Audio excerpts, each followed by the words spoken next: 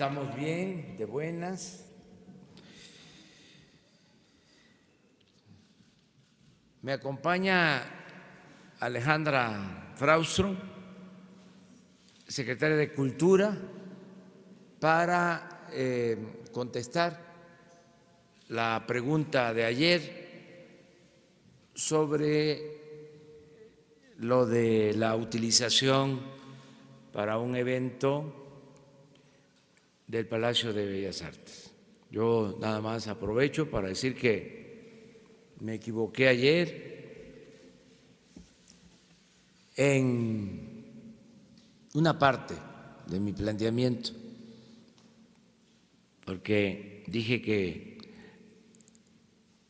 se había velado en Bellas Artes el cuerpo de Diego Rivera y no fue así. Se veló en Bellas Artes a Frida Kahlo y ahí sí estuvo Diego. Pero lo esencial, que en eso no me equivoqué, es que en la ceremonia luctuosa le pusieron al féretro la bandera del Partido Comunista, 1954, y por ese hecho corrieron, despidieron al director de Bellas Artes, a mi paisano Andrés I. Duarte, un gran escritor, en eso tampoco me equivoco, un gran escritor, prosista, lo recomiendo. Y vuelvo a decir, uno de sus mejores libros es Un niño en la Revolución Mexicana. Bueno, en un acto de intolerancia se despidió Andrés I. Duarte por que en Bellas Artes se llevó a cabo esta ceremonia fúnebre. Cuando fallece Frida Kahlo, está Diego Rivera y le ponen la bandera del Partido Comunista. Y luego, en tiempos recientes, relativamente hace poco, cuando gobernó el licenciado López Portillo, pasó algo parecido. En una imprenta de Bellas Artes alteraron un texto y ofendieron a la esposa del presidente López Portillo, y esto llevó a que el director de Cultura de entonces, Bremer, fuese cesado. Entonces, es bueno el antecedente porque con lo que sucedió se estaba pidiendo el cese de la directora de Bellas Artes, no sé si también de la secretaria de Cultura. Entonces, ¿en qué quedamos? Es un buen tema. ¿Vamos a ser tolerantes? ¿Sí o no? ¿O tolerantes cuando se trate de lo que nos acomoda? ¿O realmente vamos a tener espíritu libertario, auténtico, y vamos a respetarnos, aunque no se piense lo mismo, aunque no tengamos la misma religión, aunque no tengamos la misma cultura? Ya, basta también de hipocresías. Vamos a actuar con autenticidad. Dicho todo lo anterior, pues entonces vamos a dejar a Alejandra que nos explique qué fue lo que pasó. Gracias, señor presidente. Gracias, señor presidente. Gracias por permitirnos aclarar esto ante los medios de comunicación. Sobre el evento realizado el 15 de mayo en el Palacio de Bellas Artes, informo lo siguiente. Los espacios culturales del Estado mexicano tienen como función garantizar el acceso a la cultura a todos los mexicanos sin discriminación alguna, respetando el acceso a los derechos culturales. En el caso del Palacio de Bellas Artes fue solicitado en tiempo y forma por el senador Rogelio Zamora Guzmán para una representación cultural, artística y musical.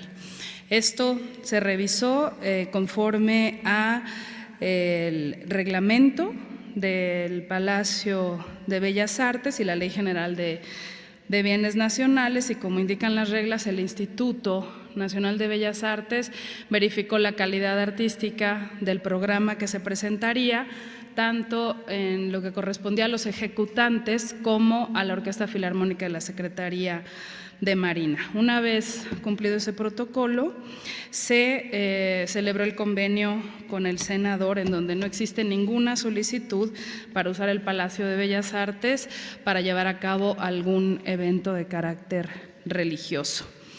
No se realizó ningún evento de esta categoría. Se llevó a cabo el concierto como fue planeado. El senador solicitó previo al evento poder otorgar o realizar un homenaje al señor Nazón Joaquín García, representante de la Iglesia de la Luz del Mundo, mismo que fue negado de conformidad con la reglamentación del Palacio de Bellas Artes y en conformidad con los organizadores. Repito, no hubo ningún homenaje ni ningún evento religioso o de culto alguno. Se llevó a cabo el concierto en tiempo y forma en este lugar, y a partir de esto tomamos las siguientes acciones. En primer lugar, instruí a la directora general del Instituto Nacional de Bellas Artes y Literatura a que se revisen los protocolos y se suspendan temporalmente cualquier evento privado hasta que no se tenga claramente revisado cuáles son los protocolos y reglamento, actualizarlo en caso de ser necesario, pero la reglamentación que se cuenta actualmente considera el respeto a nuestro marco jurídico, al Estado laico. Asimismo, le solicité dar vista al órgano interno de control en caso de que algún servidor público hubiera incurrido en alguna falta y atender a los cuestionamientos que la opinión pública tuviera al respecto. La Secretaría de Cultura refrenda el respeto al Estado laico, a nuestra diversidad cultural, hacer una política de cultura 100% incluyente, donde nadie quede atrás, donde no exista la discriminación y exista, en principal lugar, el reconocimiento a la diversidad cultural que somos como país. Somos un gobierno que defiende las libertades y en este sentido no perseguiremos a nadie, ni por sus ideas ni por sus prácticas. La cultura es el espacio del diálogo donde nos encontramos todos y debe de servirnos para avanzar en esta transformación y en alcanzar la paz. Gracias y buenos días, presidente. Gracias. Bueno, pues ya está aclarado, pero si hay alguna duda, si no pasamos a la sección de preguntas y respuestas. A ver, para hacerlo, las tres compañeras. Presidente, buenos días. Mi nombre es Laura Sánchez Ley, vengo de Mexicanos contra la Corrupción y mi pregunta es la siguiente. Van sobre el caso del delegado de Jalisco, Carlos Lomelí Bolaños.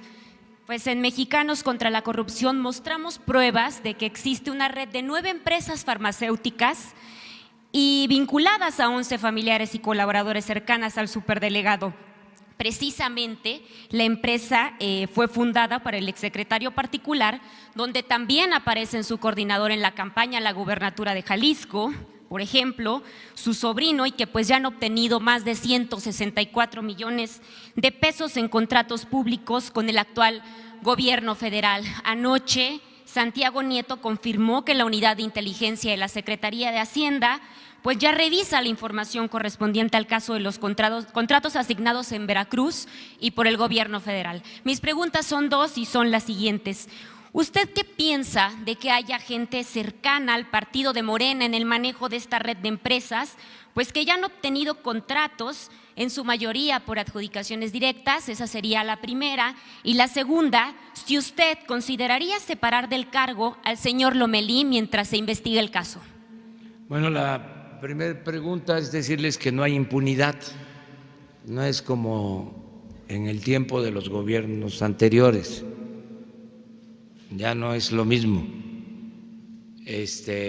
Antes había corrupción y había impunidad, sobre todo para los de mero arriba, ni siquiera pagaban impuestos, por poner un ejemplo. Y no solo eso, recibían contratos jugosísimos del gobierno, compras con privilegios en donde algunas empresas influyentes obtenían grandes utilidades. Ya eso se terminó.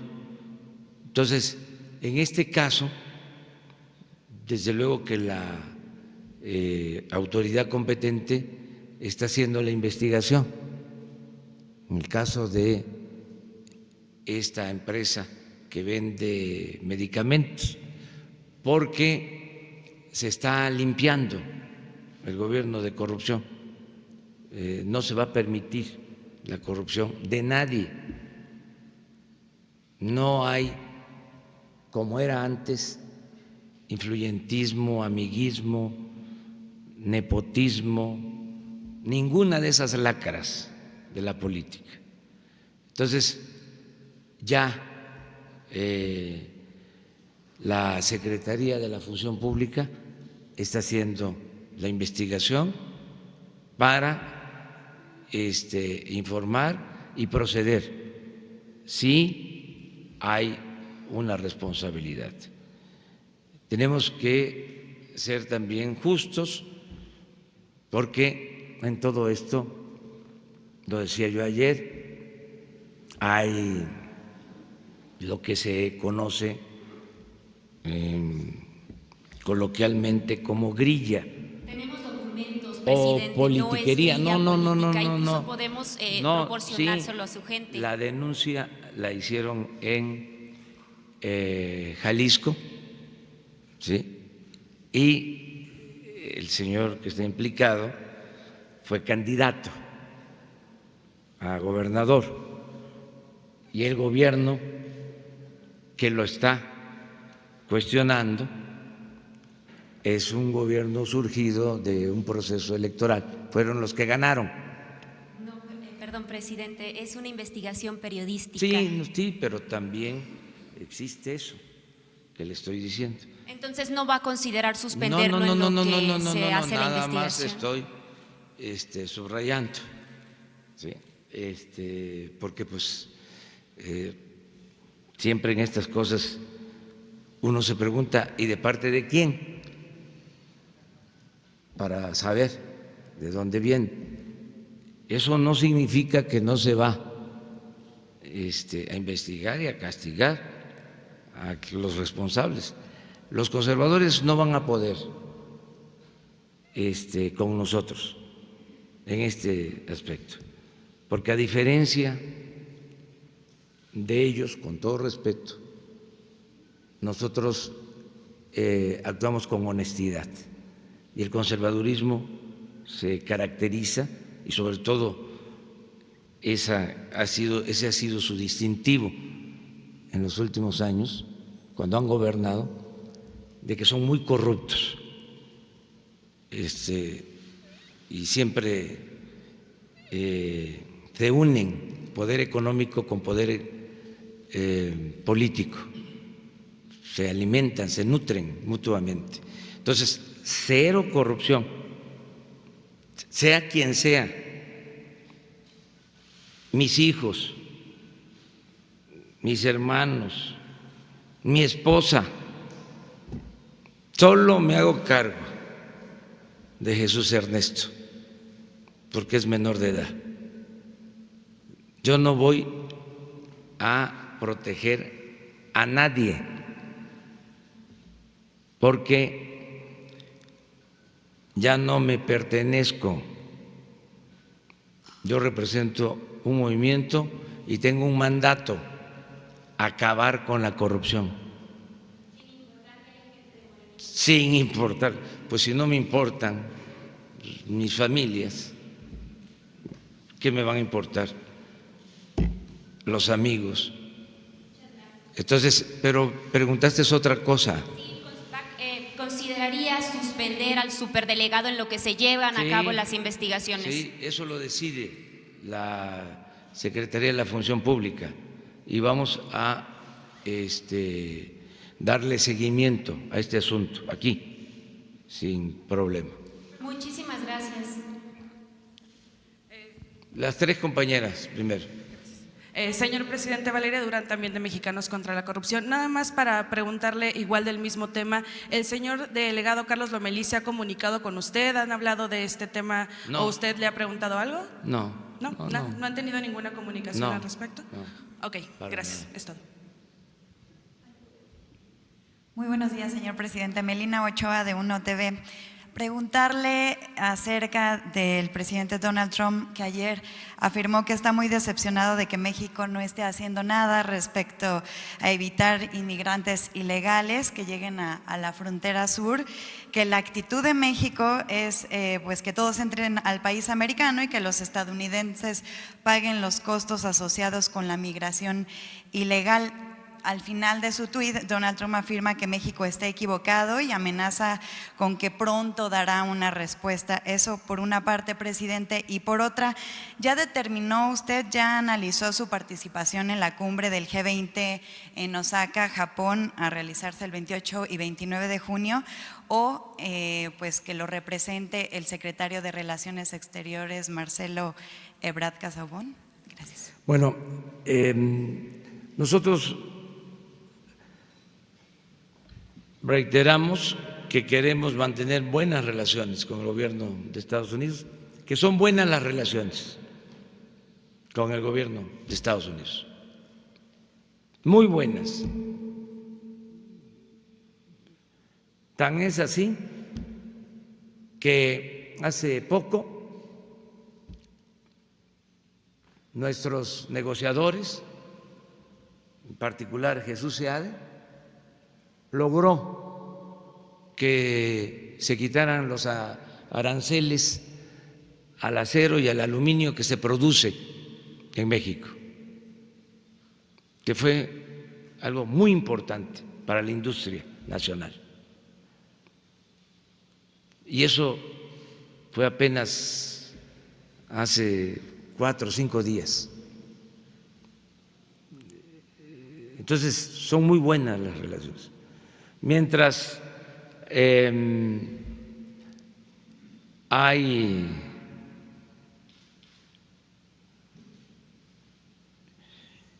pues asomos de una guerra comercial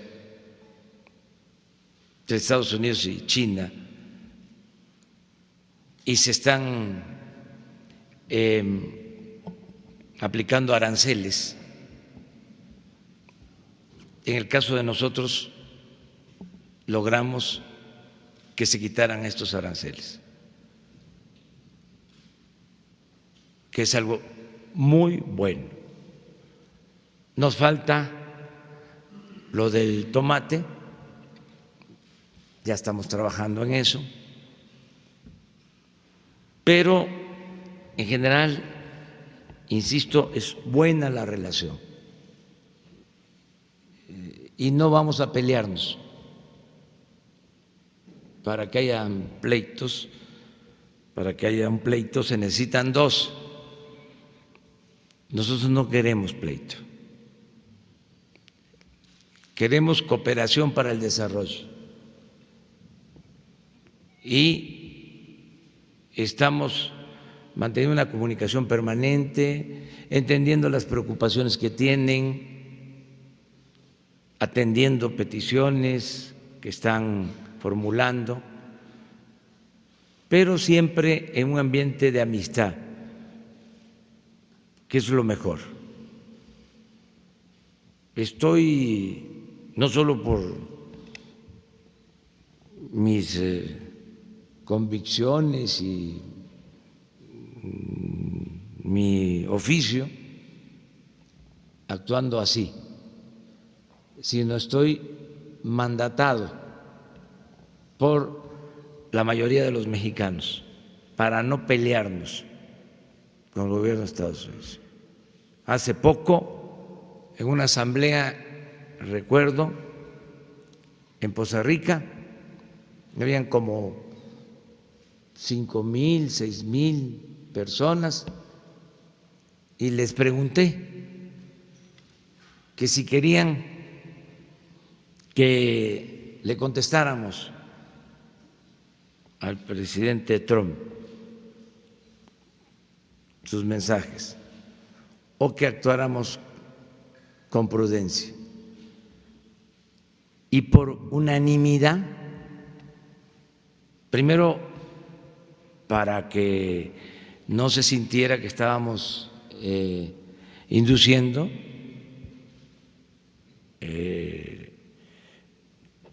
el proceso de consulta, que se cuestiona mucho que a mano alzada lo resolvemos todo, porque no le tienen respeto a nuestro pueblo.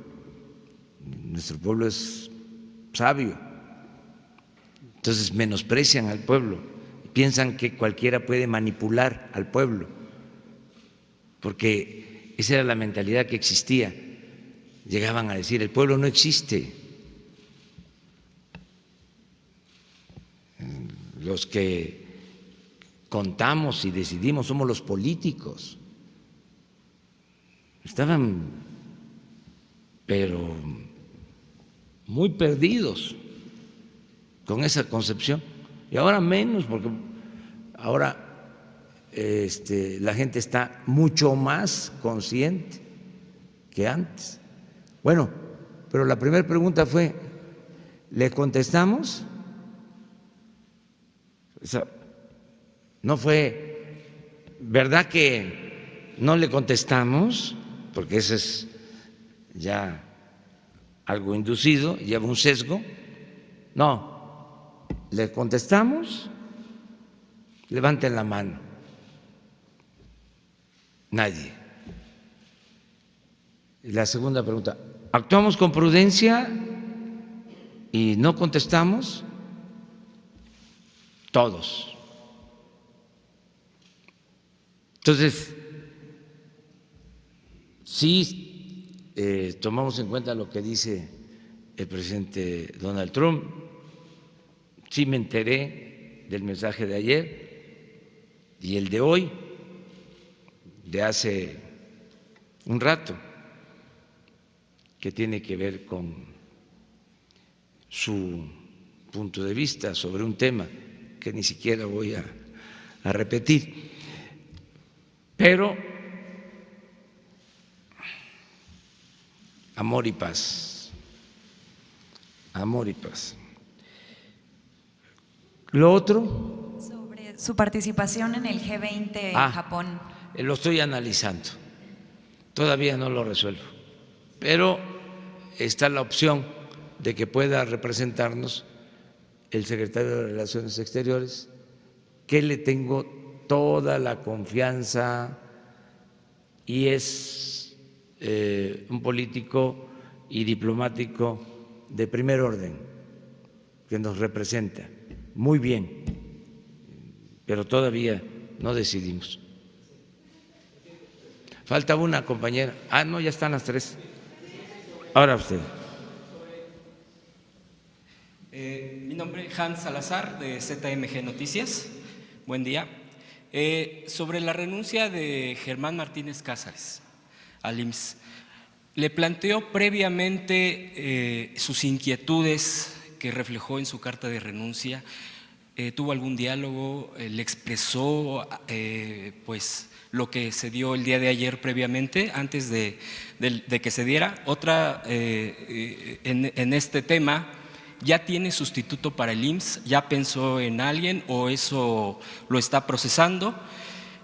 ¿Es cierto el férreo control de Hacienda, como lo planteó en su renuncia? Y bueno, y finalmente, ¿no cree que esta situación pueda generar tensiones en el gabinete con lo que las razones que plasmó el hoy exdirector del IMSS? Serían mis preguntas. Bueno, mire, yo lamento el que Germán haya renunciado al IMSS, y al mismo tiempo considero que está en su derecho, que somos libres y que nosotros queremos que gobiernen mujeres y hombres libres, no subordinados, no peleles, gente sin criterio. Siempre lo he dicho y lo repito ahora, el mejor gabinete que ha habido en la historia fue el gabinete del presidente Juárez, y renunciaban un día sí y el otro también, y se enfrentaban entre ellos. Ocampo con Comonfort y Prieto y los otros integrantes del gabinete, porque en aquel entonces se decía, porque predominaban los hombres, ahora hay que decir también que eran, ahora hay que decir mujeres, hombres y mujeres, pero en aquel entonces se acuñó una frase según la cual eran hombres que parecían gigantes. Ahora deben ser mujeres y hombres que son gigantas y gigantes. Bueno, se enfrentaban, le presentaban la renuncia al presidente. A veces la aceptaba, los convencía, a veces pues se iban, entraban otros, y fue el mejor gabinete. Claro, el presidente Juárez era un gran presidente, el mejor que ha habido en la historia, y les ganaba a todos porque tenía más experiencia. Era además el de más edad. Entonces sabía conciliar con todos, con Lerdo, con Iglesias, con Prieto, con Ocampo, con todos. Entonces había estas diferencias y había libertades, y imagínense lo que se hizo.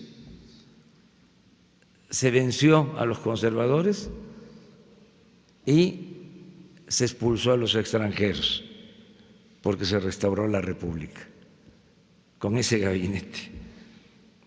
Una gran hazaña. Imagínense lo que significó la separación en ese entonces de el Estado y de la Iglesia, el dar a Dios lo que es de Dios y al César lo que es del César. En ese entonces, la profundidad de esa reforma, ¿cómo lo lograron?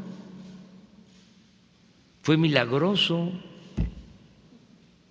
Dicen algunos laicos, libres pensadores, que fue una chiripa. Yo digo, un milagro, una cosa extraordinaria, es una gran reforma, son de las reformas más importantes que han habido en la historia de la humanidad. Por eso es grande, grande, grande Juárez y los liberales. Entonces, ¿qué nos vamos a asustar? ¿Por qué nos va a dar temor el que haya una renuncia?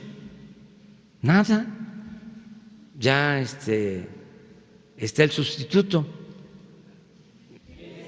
Ahí va. No, a ver si la atinan. Bueno, ya va, dos. Tú dices Asa Cristina Laurel, ¿tú? Juan Ramón de la Fuente. Otro más. Hugo López Gatell y Fernando Mayán. ¿Cómo? Hugo López Gatell y Fernando Mayán. Fernando Mayán. ¿Y quién? Hugo López Gatell. Hugo López Gatell. Bueno, 4. Pedro Salmerón. Hasta ahí quedó ya. Ya quedó. Bueno, va a ser Zoé Robledo, el próximo director del Seguro Social. Vamos por parte. O sea, vamos por parte. Va a ser Zoé, que le tengo toda la confianza, tiene experiencia, es un profesional, politólogo, fue diputado federal, senador, es subsecretario de Gobernación, es un hombre progresista, honesto, de modo que ya está atendido este asunto y ya mañana les informamos sobre quién sustituye a Zoé. Sí, Zoé es uno de los mejores servidores públicos que tenemos, es de lo mejor, por eso lo invité a participar. Pero ante la crisis que se vive en el instituto, lo que dijo ayer Germán Martínez, la gente se sigue quejando de que no haya atención. Sí, pero así nos dejaron el gobierno en crisis, los que se dedicaban a saquear y a robar, los conservadores de los gobiernos anteriores, del periodo neoliberal, pero vamos a sacar adelante al país. Va a lograrse el renacimiento de México. Ayer di 2 datos, de esos que no aparecen mucho en los medios. Creció la inversión extranjera en la bolsa 27% en 4 meses. Lo voy a repetir, en 4 meses creció la inversión extranjera en la Bolsa de Valores de México en 27%. 2, porque también no lo vi publicado, mucho menos en las columnas. Va el segundo dato. Fuimos ayer a el campo Izache. Es un campo petrolero que nos va a permitir extraer en 2-3 años hasta 80,000 barriles diarios de petróleo ligero. Ya está produciendo, porque apenas son 2 pozos, pero se van a perforar 50 en el campo. En 2 pozos, 3,200 barriles diarios. Para que tengan una idea de lo que esto significa, 20 campos así significaría aumentar la producción petrolera al doble, con 20 campos así. ¿Y saben cuántos campos estamos trabajando? En los que hay exploración y ya perforación de pozos, ya con contratos, no en planes, sino ya con contratos con las empresas perforadoras, 21 campos más.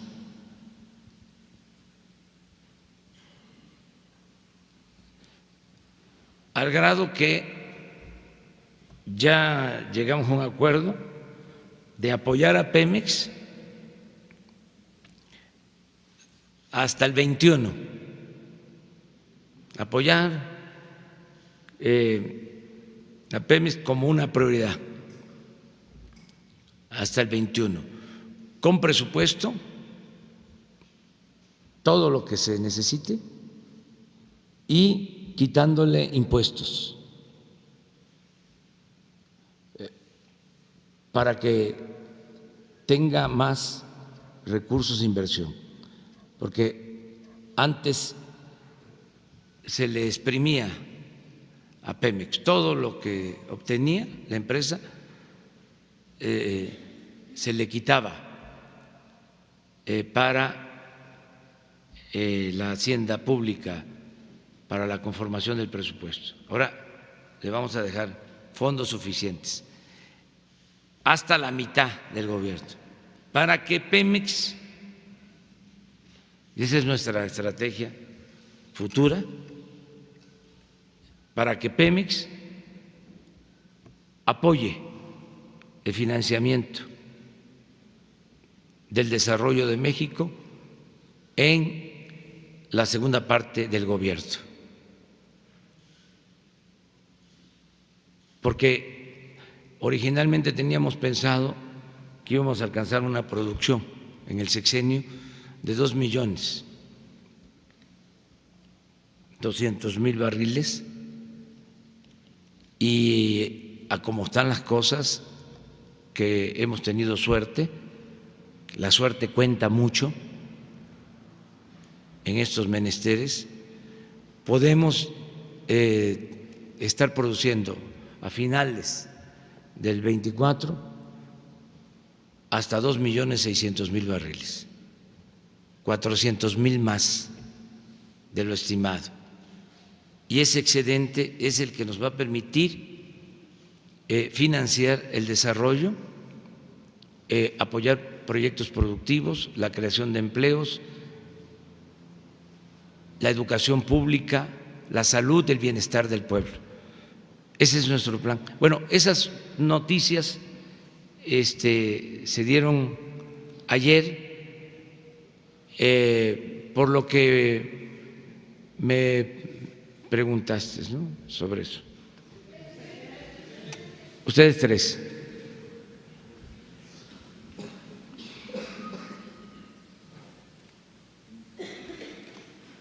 Buenos días, presidente. Yoselín Gutiérrez, de Político.mx. Para retomar la línea de Germán Martínez, le comentó algo el secretario de Hacienda, Carlos Ursúa, respecto a la carta del ex director del IMSS. No he podido ver a Carlos, porque ayer estuvimos en Izache, allá en Tierra Blanca, en Veracruz, en el campo petrolero, y llegamos ya tarde de regreso. Hoy posiblemente lo vea, porque tenemos reunión para atender los programas de bienestar. Mañana sin falta, porque mañana vamos a ver proyectos estratégicos, Tren Maya, Istmo, aeropuerto, la comunicación por Internet de todo el país, que es algo que me tiene entusiasmado. El que podamos comunicar todos los pueblos de México con Internet y que todos los mexicanos puedan hablar por teléfono, que no lo pueden hacer, solo en las ciudades. Eso va a ser un gran avance, eso es fundamental en la transformación de México. Imagínense lo que se avanzaría en todos los terrenos, teniendo Internet en todos los pueblos. Lo vamos a lograr porque tenemos la infraestructura, tenemos todas las líneas de la Comisión Federal de Electricidad.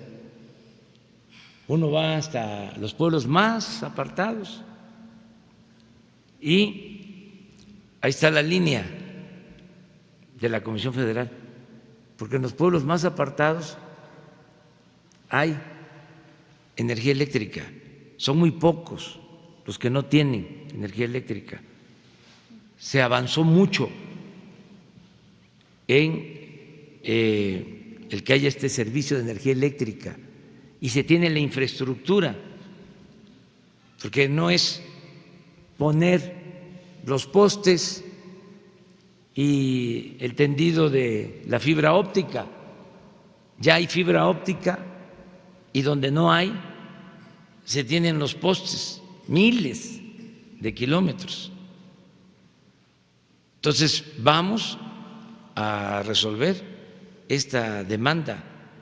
Además, hay algo extraordinario que lo comparto. Lo mejor de México es su pueblo, es un pueblo trabajador, más especial. ¿Por qué estoy optimista? Porque son muy buenos los trabajadores petroleros, muy buenos. Los trabajadores de base o los técnicos, ingenieros. Bueno, lo mismo sucede con los maestros, son muy buenos, a pesar de toda la campaña en su contra.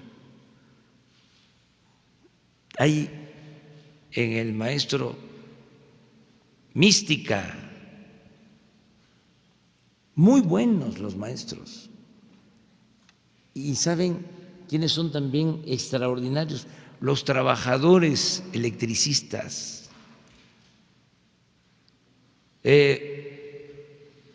Si hay vientos, si los árboles afectan una línea de transmisión de energía eléctrica, se quema un transformador, ¿saben cuánto tiempo lleva repararlo para que vuelva a haber energía eléctrica en una población? Cuando mucho, un día, cuando mucho. Ahí están las brigadas de trabajadores. Y eso pasa desapercibido, porque nos acostumbramos a que, pues, nada más prendemos la luz o abrimos la llave del agua. ¿Sí? ¿Y los trabajadores qué? ¿Quiénes hacen eso? Entonces, es un tesoro. Por eso seguramente voy a ver a Ursúa mañana, si no lo veo hoy, porque vamos a tener estas reuniones para los proyectos estratégicos. Por último, presidente, en Político.mx nos gustaría conocer su opinión respecto a la misma carta de renuncia que presentó Germán Martínez, en la que comentó que los recortes en el presupuesto para sector salud es algo inhumano. ¿Qué opina usted? Pues que respeto su punto de vista, pero pues no lo comparto. Muchas gracias, presidente. No voy a polemizar. Sí, fíjense que estoy planteando que no me quiero pelear. No nos vamos a pelear con el presidente Trump, menos me voy a pelear aquí pues con Germán. O sea, se van a quedar con las ganas. Presidente, buenos días. No ustedes, sino los adversarios. Sí, no, es una asignatura pendiente, porque es el peor servicio, así como estoy hablando de que es ejemplar lo que tiene que ver con el servicio de energía eléctrica, así es muy malo el servicio de salud, eso que llaman seguro popular ni es seguro ni es popular. No hay médicos, no hay medicamentos, una gran corrupción, una compra de medicamentos, ya lo hemos hablado aquí, tan solo en el seguro. El año pasado, una empresa,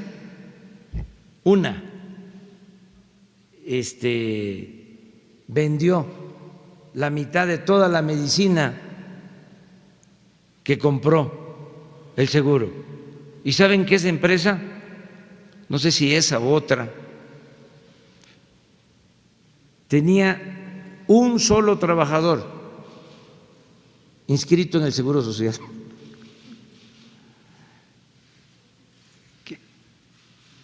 Una cosa increíble.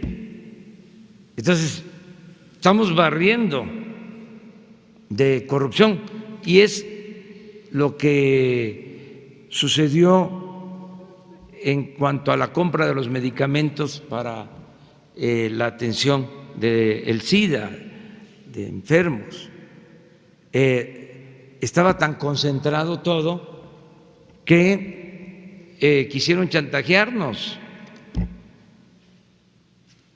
para seguir comprando a precios elevadísimos por la corrupción imperante. Y hasta en una marcha que hicieron de protesta sacaron cartelones diciendo de que íbamos nosotros a desatender a los enfermos, que éramos inhumanos, porque no vamos a permitir la corrupción y chantajes tampoco. Acaba de plantearse también lo de los libros de texto. Ya había un sistema. 4 grandes empresas eran las que producían los libros.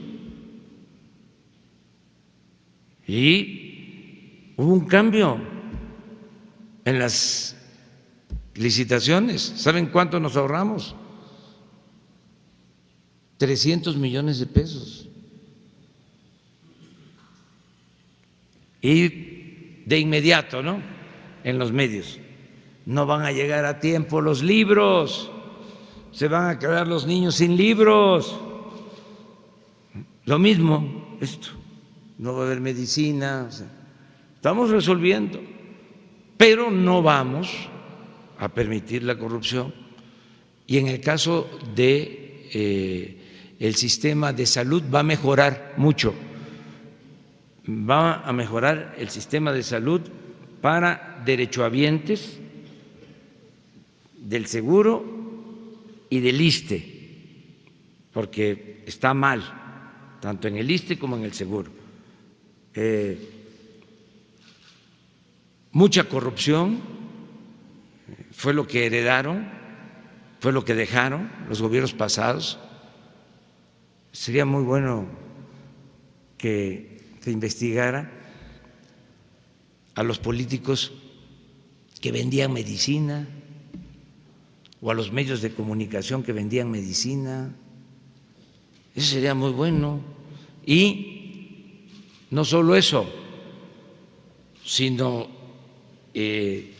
falta de instalaciones, la atención de enfermos en pasillos, porque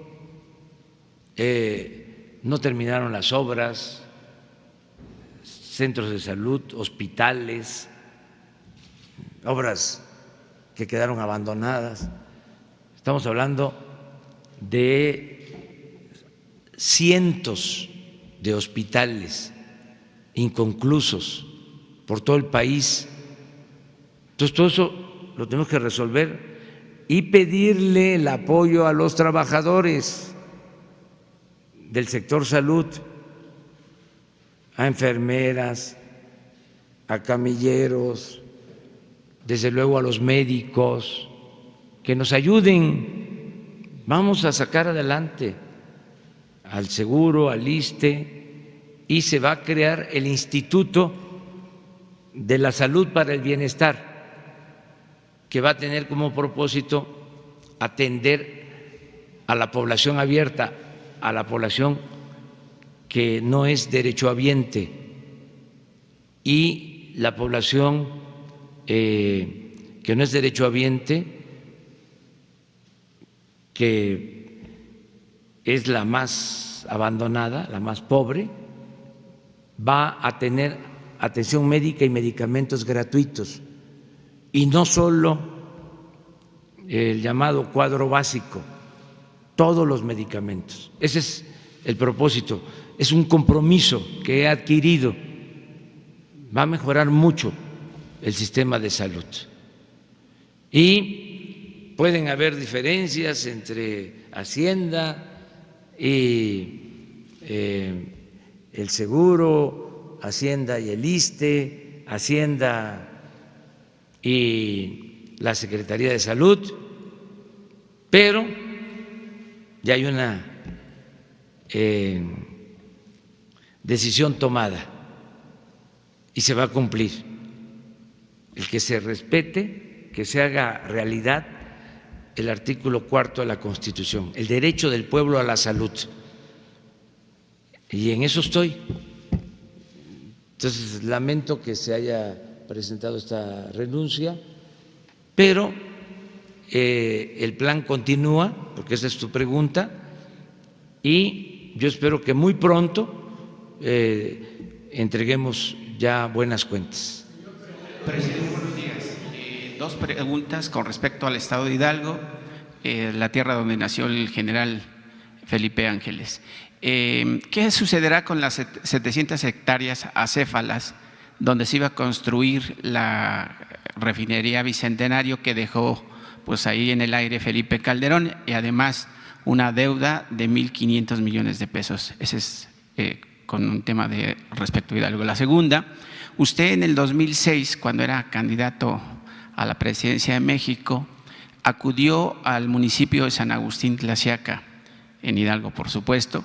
Ahí hay personas que de 10 años para acá han muerto 300 personas, consecuencia de la ingesta de agua contaminada por arsénico y plomo. ¿Cuándo va a regresar a ese municipio para auxiliarlos y resolver ese problema que beben agua contaminada porque se sigue transportando a través de tubos de asbesto, y que fueron implementadas esas obras, la Comisión Federal de Electricidad y la de Agua, en el 68 con el entonces presidente Díaz Ordaz? Es la primera pregunta, y la segunda, si me contesta, por favor. Bueno, pues te contesto esto último. Voy a ir ahí, de nuevo. Voy a regresar. Hago ese compromiso, a ver lo del agua. Y siempre he ayudado.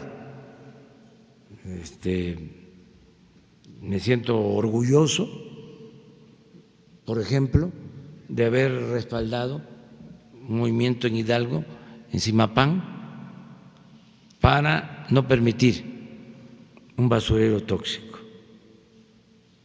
participé, ayudé. Y mencionaste lo de la refinería. Sí, la refinería se quedó la barda perimetral, sí. 700 hectáreas están acéfalas. Los campesinos fueron despojados de sus terrenos a un costo bajísimo. Les prometieron a sus familiares y a ellos trabajos pues que nunca llegaron, y Calderón dijo que iba a construir 3 refinerías y al final pues dejó deudas por doquier, además de los 65,000 muertos en su administración. Bueno, pues también es un timbre de orgullo poder decirles a ustedes que fui el primero, y hay que ir a las hemerotecas. Fui el primero que dije que no iban a terminar esa refinería y que cuando mucho iban a hacer la barda. Fui el primero que lo dije. Y podría decir, duele tener la razón. ¿Qué va a hacer con ese terreno? Vamos a buscar la forma de darle uso. Se está hablando de que pueda servir para almacenar combustible, para un centro de distribución de combustible, porque está en un lugar estratégico para distribuir gasolinas, un centro de acopio de gasolinas para distribuir en la región, darle un uso al terreno. Ahí tenemos que resolver, porque quedó a medias en la refinería. No solo no se hizo la refinería nueva y solo hicieron la barda, sino que empezaron a hacer una planta nueva para exprimir más el crudo y obtener más petróleo, más gasolinas, una planta de coque que la comenzó Odebrecht ahí y la dejaron inconclusa, y para terminarla, lo que nos permitiría tener pues un mínimo de 10,000 barriles diarios más de gasolinas, pero nos costaría terminarla $2,000 millones. Entonces esto en Tula, entonces estamos resolviendo cómo lo hacemos y darle uso al terreno. Estamos conscientes de eso. Y otra pregunta, presidente, y después una para la Secretaria de Cultura, si me lo permite. Las solideces de las remesas, el descenso de la inflación y el aumento de las transferencias sociales han hecho que la Organización para la Cooperación y el Desarrollo Económico estime que el Producto Interno Bruto para México en este año sea de 1.6% y del 2% para el 2020, en concordancia con el informe que presentó el pasado 2 de mayo. ¿Cuál es su estrategia de su gobierno o cuál es el as de la manga para que alcance ese 4%, que bueno, a sus adversarios se había dicho que no los va a alcanzar, pero ahora la OCDE sale con este informe? Pues yo sigo sosteniendo el mismo pronóstico de que vamos a ir creciendo. No descarto el crecer 2%. Ayer, en una encuesta de un banco a economistas, de 1.5 nos bajaron a 1.4. No sacaron la otra información, esta que creció 27% la inversión en la bolsa en 4 meses. No sacaron de que en estos 4 meses ha aumentado la inversión extranjera directa en 7%, pero sí sacaron lo otro. Pero bueno, es que así es esto, ¿no? Tampoco es para estarnos quejando, pero sí contrastar y estar viendo todos estos temas.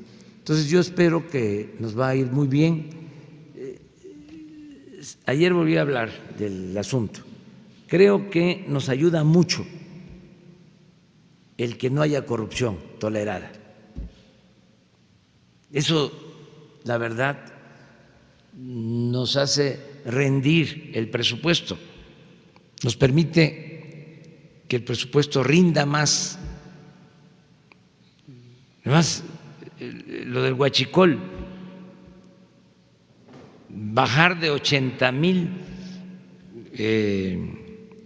barriles diarios de robo a 4,000, 95%. Hoy recibimos el informe de Abasto. Creo que hay 0 y ayer, antier, 4 estaciones sin gasolina. De las más de 12,000, ¿se acuerdan cómo estaba la crisis? Llegamos a tener la mitad en el país de las gasolineras sin abasto. Ya tenemos algo que nunca dije en su momento por una cuestión estratégica y también porque tienen que andarse cuidando, porque a los conservadores no les importa nada. ¿Qué les va a importar que le vaya mal al país? No se olviden, los conservadores fueron a buscar a Santana luego de que nos arrebataron más de la mitad de nuestro territorio, en buena medida por culpa de Santana. Los conservadores fueron a traerlo de nuevo para que regresara, y Lucas Alamán, los ideólogos del conservadurismo, le decían: no se preocupe, regrese, ya pasó todo. Nosotros controlamos la opinión pública porque tenemos en nuestras manos el control de la prensa. Y trajeron a Santana y fue el acabose. Bueno, 10 años después, los conservadores fueron a traer a Maximiliano. Entonces son capaces de todo. No es fobia. Es que si no sabemos de dónde venimos, no vamos a saber hacia dónde vamos. Ayer hablaba yo con una literata, historiadora de primera, conversábamos.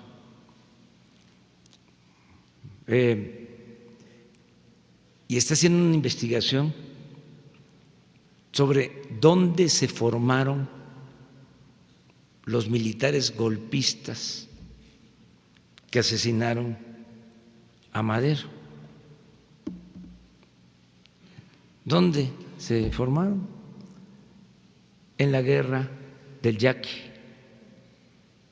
en la guerra contra los maíz, Blanquet, Huerta,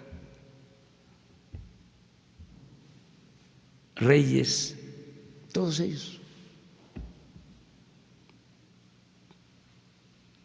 Entonces, si no conocemos la historia, y la pregunta que nos hacíamos es: ¿cómo Madero, porque era muy bueno,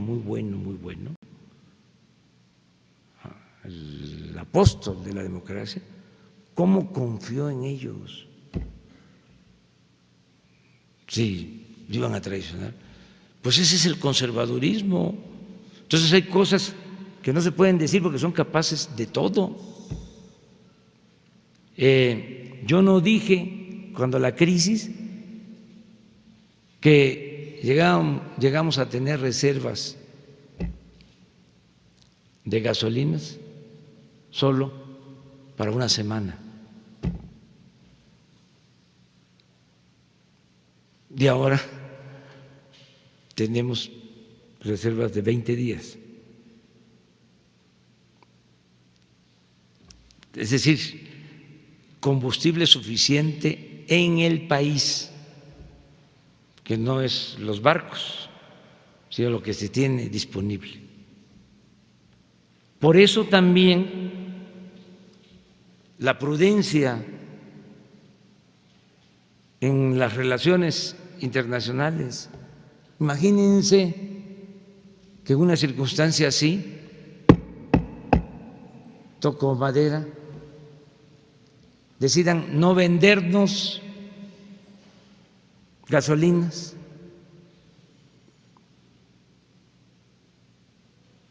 ¿Aguantaríamos? Y eso tampoco lo entienden los conservadores porque no les importa. De ahí la necesidad de construir las refinerías. No es un asunto nada más económico, es un asunto de seguridad nacional, de soberanía. Pero esto no alcanzan a entenderlo, y si lo entienden no les importa. Y además, les digo, no los considero como enemigos, son adversarios, pero sí los voy a seguir cuestionando por la doble moral, porque son muy hipócritas. Esa es su verdadera doctrina, la hipocresía. Entonces, vamos a seguir. Ya se dan cuenta que para no molestarlos tanto, porque luego también se asumen, ¿no?, como fifís los que no lo son. Entonces, ya ni siquiera hablo de fifí, pues, pero porque si son los de arriba, pero como hay mucho aspiracionismo, ya todo el mundo también se siente fifí. No, pues no, que van a ser fifí, o sea, no cualquiera es fifí. Una pregunta. Pero ya ni siquiera hablo de eso. Para la secretaria, si me lo permite, presidente. Amén del espectáculo que se ha generado por el tema de Bellas Artes, yo quisiera preguntarle, secretaria, si va a haber una depuración o ya a su llegada a la secretaría ha visto pues personal que pues está cobrando ahí honorarios sin acudir o están de aviadores. Se lo digo porque en la administración, al inicio de la administración de Vicente Fox, Sari Bermúdez, amiga personal de Marta Fox, repartía a diestra y siniestra sueldos de 30, 40, 60, 70, hasta 80,000 pesos para las secretarias, las esposas de los diputados, senadores, y que no acudían a sus labores y por supuesto sí iban a cobrar. Quisiera saber si va a haber una depuración de ese personal que no sé si exista o se quedó ahí perenne, o usted ya empezó a hacer una revisión dentro de la Secretaría de Cultura, y también qué va a pasar con los teatros que están atrás del Auditorio Nacional, que muchas veces estaban cerrados por no tener una actividad cultural, que finalmente la cultura es una palanca de desarrollo de este país. Gracias. Desde el inicio de esta administración, por instrucción del presidente, realizamos un análisis puntual de la Secretaría hacia adentro para evitar duplicidades, para concentrar las funciones en las personas que están trabajando dentro de la Secretaría. Es una Secretaría que nace hace poco tiempo, pero que tiene dos pies muy añosos, como son el Instituto Nacional de Antropología e Historia y el Instituto Nacional de Bellas Artes y Literatura, y se buscó desde el análisis, desde el inicio de la administración, que desde el sector central y los institutos, que se concentraran las actividades en rigurosamente cumpliendo con el plan de austeridad que marca la administración. No existen asesorías, no existen serie de gastos superfluos, y esos ahorros se permite que se destinen a la actividad sustantiva. Como bien dice, es uno de los elementos de desarrollo de economía, desde luego, del país, y de una formación íntegra de los ciudadanos, de los niños y de los jóvenes. En cuanto, lo ligo a la segunda pregunta, en cuanto al Centro Cultural del Bosque, está bajo la tutela del Instituto Nacional de Bellas Artes y Literatura. Esos teatros tienen mucha programación. De hecho, una de las cosas que se está trabajando como uno de los principios de este gobierno es darle vida a la infraestructura cultural existente y redistribuir esa riqueza cultural que se concentraba mucho en la ciudad. Hay muchas obras, por ejemplo, de teatro que se hacen para esos teatros o los teatros públicos de la Ciudad de México, y que tienen muy corto tiempo de programación porque hay una gran demanda de estos espacios, y la idea es redistribuir en otros estados de la República y recibir también lo que sucede en otros espacios. El Centro Cultural del Bosque entra dentro de este nuevo proyecto también del Bosque de Chapultepec y está plenamente atendido. Una más.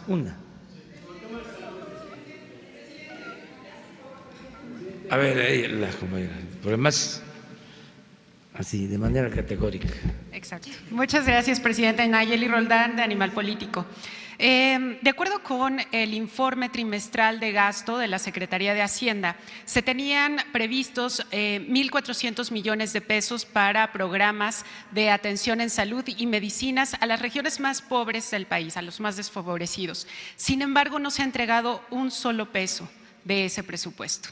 Esto finalmente detonó, como todos sabemos, en la renuncia ayer del director del IMSS, Germán Martínez, pero la pregunta es, ¿cómo explicar? ¿Cuál es la razón? ¿A qué obedece que durante 5 meses se haya decidido retener recursos públicos para un programa de esta naturaleza, presidente? No hay retención. En la cuenta pública está en los informes de Hacienda. Están en ceros la entrega. Hay que aclararlo.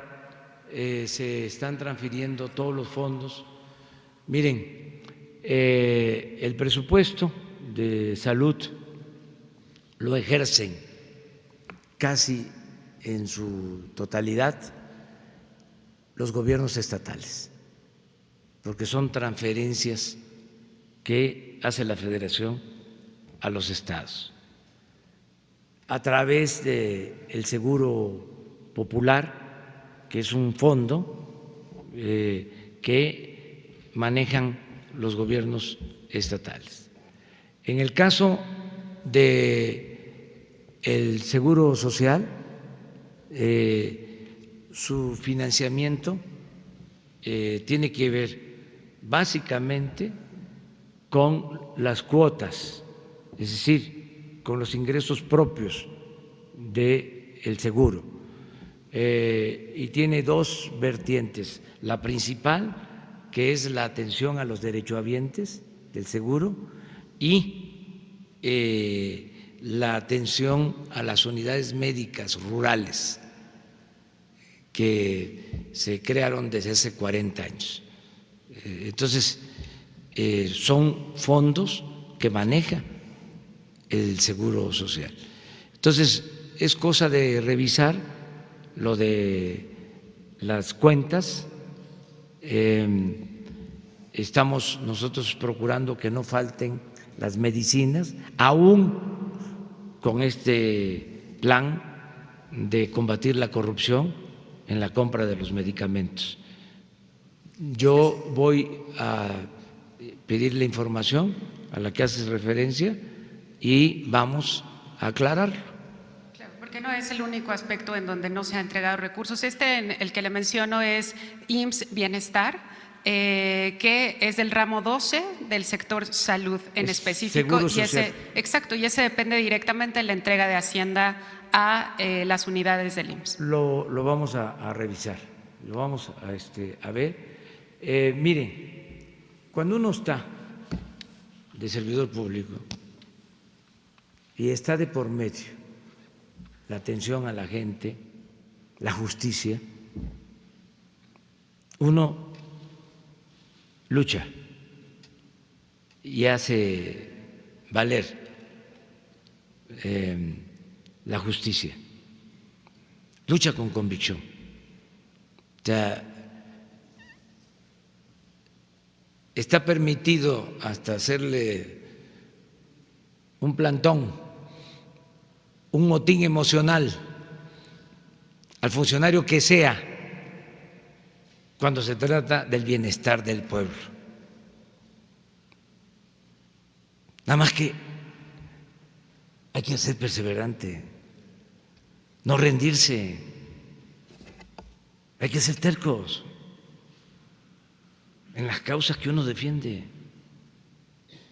Cuando se tiene una profunda convicción en favor de los demás, cuando se le tiene amor al pueblo, ¿qué me voy a dejar vencer por una disposición legal o por lo que dice una secretaría, aunque se trate de Hacienda? No voy, dije, a polemizar, porque si no, eso es lo que van a encabezar, es lo que va a decir Joaquín López Dóriga mañana, o hoy mismo, ya le contestó, no, yo no voy a cucar a nadie, o sea, nada más estamos hablando aquí de un buen servidor público, pone por encima la justicia y no se rinde. Prohibido rendirse cuando se trata de la justicia. Imagínense, nos destituyeron, nos desaforaron los conservadores, nos robaron la elección en el 2006. Si nos rendimos, si nos hubiésemos rendido, pero no solo fue el que nos robaron la elección, la campaña de desprestigio, la guerra sucia, la campaña de linchamiento. Iba yo al aeropuerto después del 2006 y habían envenenado tanto a la gente en contra de nosotros que me tenía que sentar en la silla de más atrás. ¿Por qué? Podían, como lo hicieron en algunas ocasiones, reclamarme, porque fue una campaña infame. Luego de que nos robaron, desataron toda una campaña de desprestigio y aguantamos todo. Pero si no se hubiese mantenido el movimiento, si no hubiese habido esa perseverancia, aquí seguiría el robo generalizado, seguirían los conservadores corruptos saqueando, destruyendo al país, empobreciendo al pueblo. Ya, se acabó eso, pero exigió de perseverancia. Eso nos lo dice también la historia. Imagínense, lo de nosotros es como un día de campo en comparación con lo que padecieron los liberales, lo que padeció Juárez. Irse al norte en un peregrinar arriesgando la vida, se enteraba porque tuvo que sacar a su familia de que se morían sus hijos en el extranjero. Y él aguantando, resistiendo, y hasta los más cercanos recomendándole la negociación. Y Maximiliano, conservador, elegante, no corriente como otros, diplomático, le escribía diciéndole: vamos a negociar, le ofrezco que nos entendamos. Los que conocen la historia saben que los conservadores corrientes, ramplones, hasta se sintieron traicionados por Maximiliano, porque pensaban que de inmediato iba a modificar las leyes de reforma y buscaba el acuerdo y le decía: vamos a negociar y ustedes tendrán cargos en el gobierno. Y la respuesta de Juárez siempre fue: no, yo no acepto a un extranjero gobernando mi patria. Pero esa perseverancia fue la que llevó a la restauración de la República. Entonces, que sirva eso, que a la primera vamos a decir: está muy difícil, qué barbaridad, así no podemos, ¿sí? Ya me voy. A mí me gustaría dedicarme a la investigación histórica, me fascina la historia. ¿Sí? Y por qué no la academia, ¿sí? Y la investigación, la docencia, el periodismo, que es un noble oficio, pero pues me tocó esto, y vamos hacia adelante. Adiós, adiós.